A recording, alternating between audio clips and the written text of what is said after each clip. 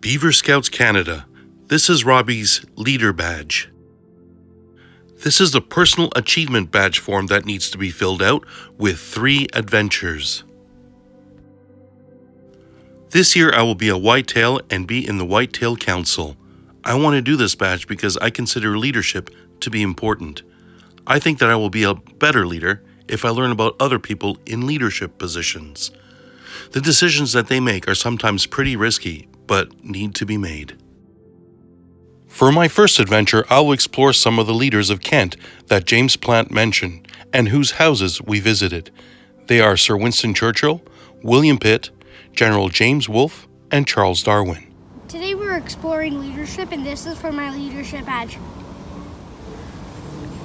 This is James Plant, a retired director from the Wellcome Foundation. And this here I'd like to introduce. This is Robbie Dussault, and he's one of the leaders of the Boy Scout movement in Canada. No, not yet. No, not yet. I like it. Thank you for having us at your Windermere place at Seven Oaks. I hear that Kent is home of a lot of leaders. This is the county of Kent in the southeast of England. We are in the western part of Kent and Seven Oaks. I know that there's lots of leaders in Kent, like 1 billion. Yes. Would you like me to tell you some of them? Well, I'll tell you. Probably the greatest is Sir Winston Churchill, who used to live in a lovely home called Chartwell, which is just 5 miles in that direction over there. This is Chartwell, southwest of Seven Oaks. This is Winston Churchill, Prime Minister of England from 1940 to 1945. I went to Chartwell with my family and my dad's friends. Chartwell was given to Winston Churchill for his service to his country. During World War II, Germany conquered most of Europe. Churchill knew that this would happen, so he chose to fight back. When the British didn't surrender, the Germans started bombing London. This was called the Battle of Britain. Germans didn't expect the Royal Air Force to be so good. The Spitfires and the Hurricanes were so good that the Germans had to retreat. The Allied forces attacked the Germans from all sides. The Germans were finally defeated in 1945. Churchill was involved in the military his whole life. That's why he's a great leader. And then we had Sir William Pitt, ex-Prime Minister of England. And he used to live in Westerham, which is just over there. This is Westerham, west of Seven Oaks. This is William Pitt the Younger. He was Prime Minister twice between 1783 and 1806. In 1991, my dad went to his cottage when it was a restaurant. William Pitt was 24 when he became Prime Minister. He was the youngest in all of British history. He spent most of his career fighting corruption in his government. His government passed the Act of Union of 1801. Ireland joined Great Britain to form the United Kingdom. This is how you form the Union Jack, by grouping up England, Scotland, and Ireland. In 1791, William Pitt enacted the Constitutional Act. This divided the 2 territories, Upper Canada and Lower Canada. Lower Canada kept its institutions like the Civil Code and the Catholic Church. William Pitt's policies emancipated the Catholics. This made King George III very upset because it violated his coronation oath. William Pitt was a very good leader because he did the right thing, even though it can damage his political career. Then, of course, there was Sir James Wolfe, who founded Quebec, where you live, just north of the United States. James Wolfe also lived in Westroom. James Wolfe served in the British Army from 1740 to 1759. Eventually, he became a major general. He was born in this building called Quebec House in 1727. In 1759, the British attacked Quebec. It seemed almost impossible for the British to win because the fortress was so well fortified. The British seemed lucky because they found a place to climb the cliffs where the French couldn't notice them. By the next morning, the British were able to take their places for battle. The British won the Battle of the Plains of Abraham, but James Wolfe died of 3 musket shots. James Wolfe was a good leader because he took care of his soldiers. He always introduced new and better ways to fight to win battles. And then, of course, there was Charles Darwin. He was the father of evolution and biology. So Kent is full of famous people. Down is located northwest of Seven Oaks. It was part of Kent until 1965, and today it's part of London. Charles Darwin was born in 1809. Where are we? Where are we? Charles Darwin's house.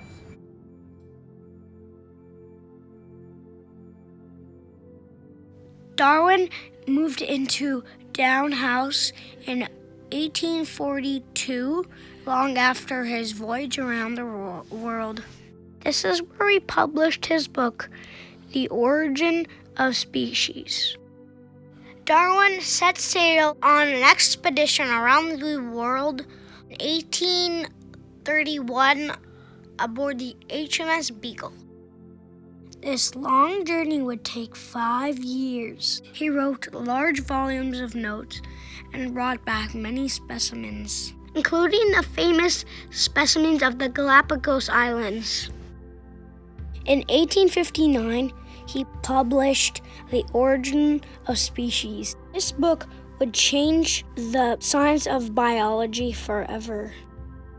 The main premise is that all organisms arise from a common ancestor, and humans only represent one branch from the phylogenetic tree.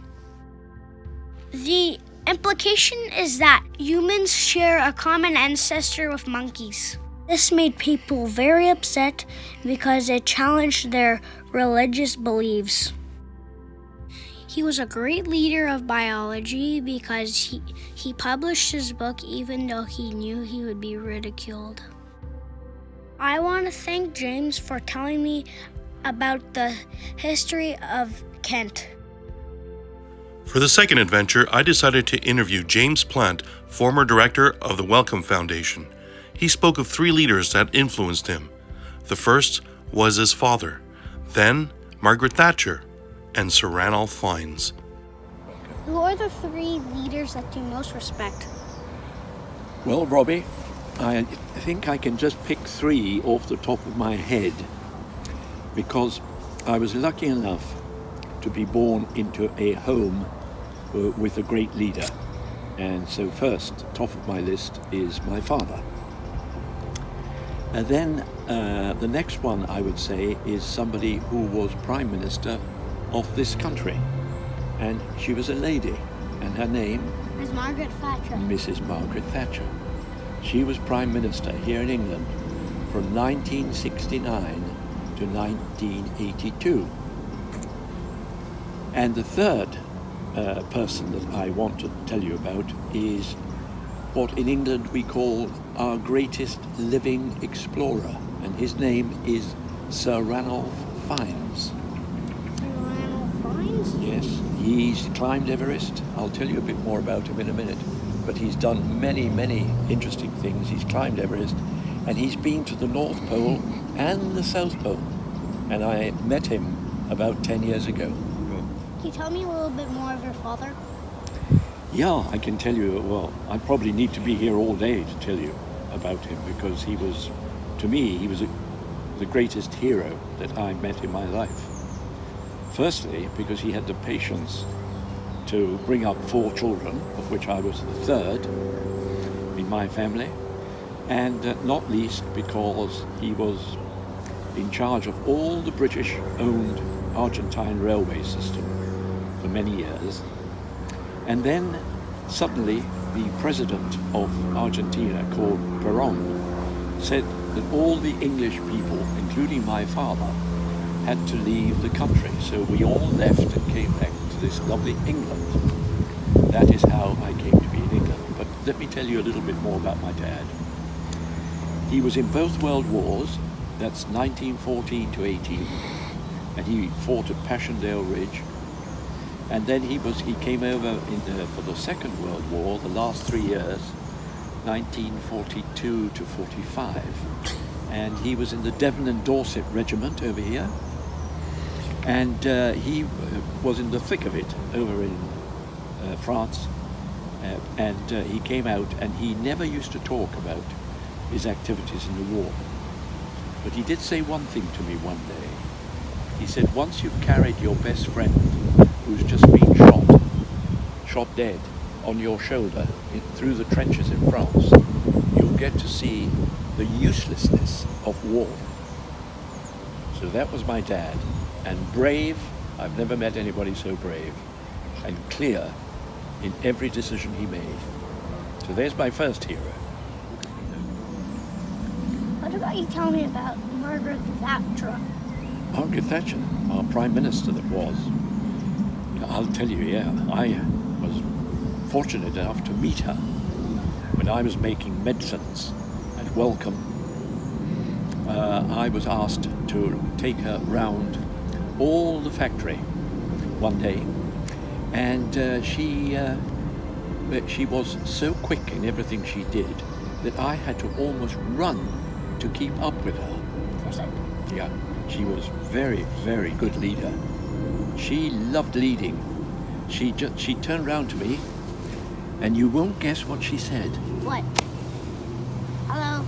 Yes, she said hello. And then she said, how many people work here, Mr. Plant, at Dartford, which is just up the road? And I looked at her, because I'd heard that she loved a prank, like you love a prank. And I said to her, Mrs. Thatcher, about half the people work here. So she suddenly looked at me, because like me, she was a chemist. Oh. She'd studied at Oxford, I studied at London University. So we had quite a bit in common.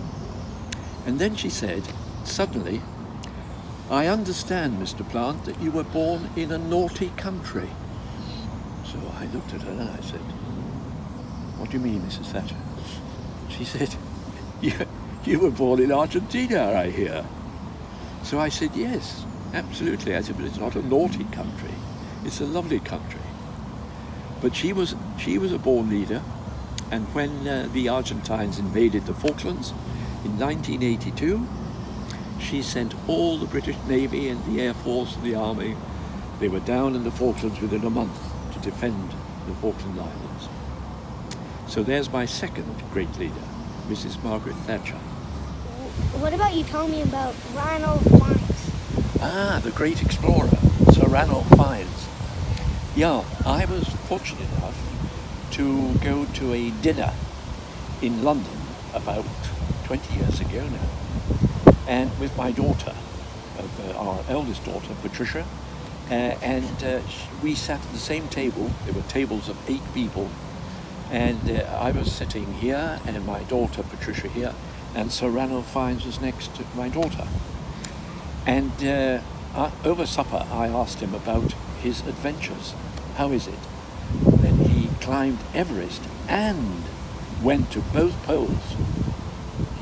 He had a sledge behind him that weighed 200 kilos, and he pulled it by foot. He went on foot.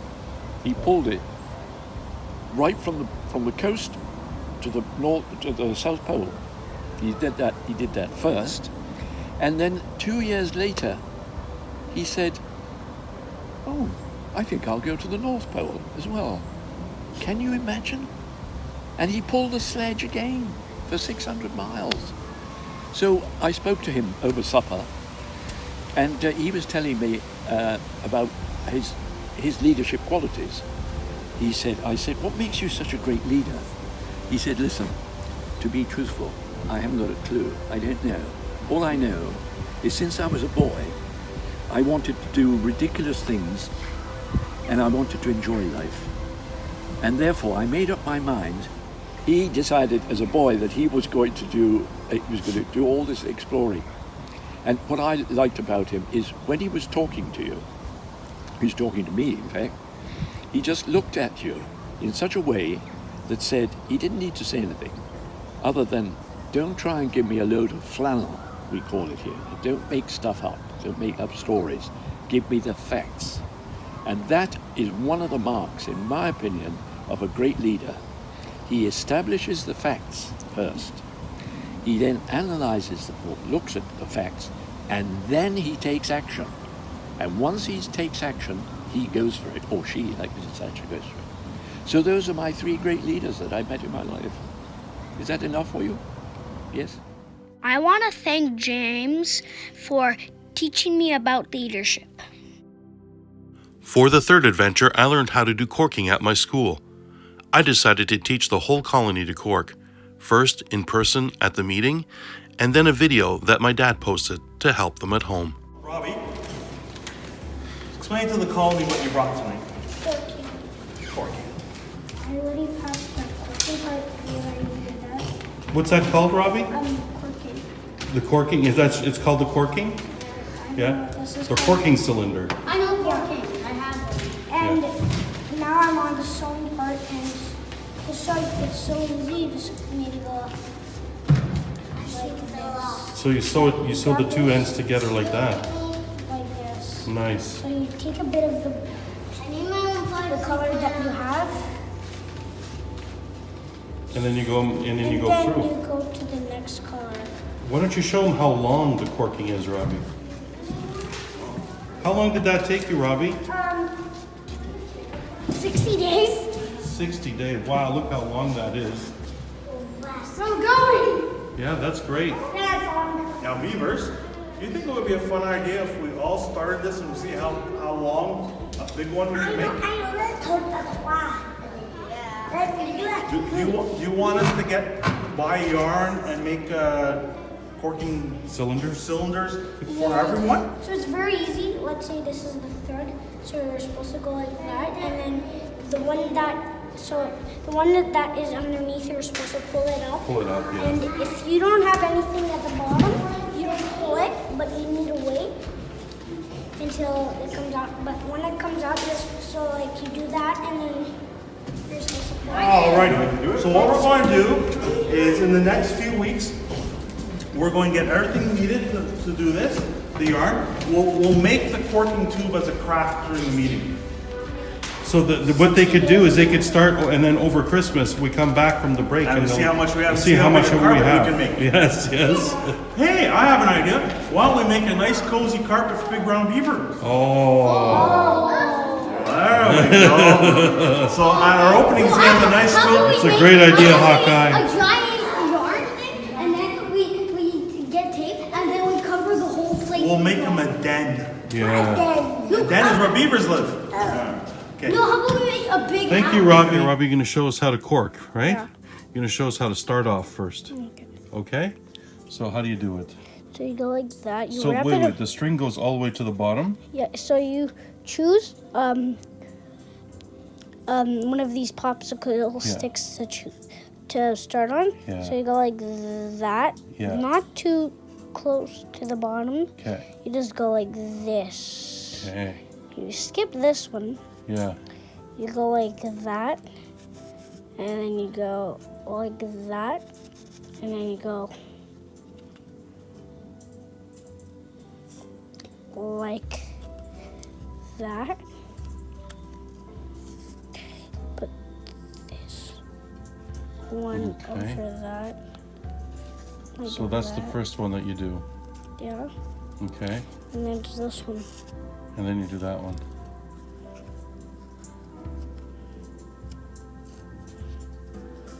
Okay.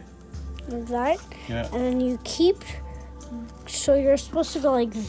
See, I'm only holding it like that. Yeah. You're supposed to go like. And then just go around. And then just keep my going God. around like that.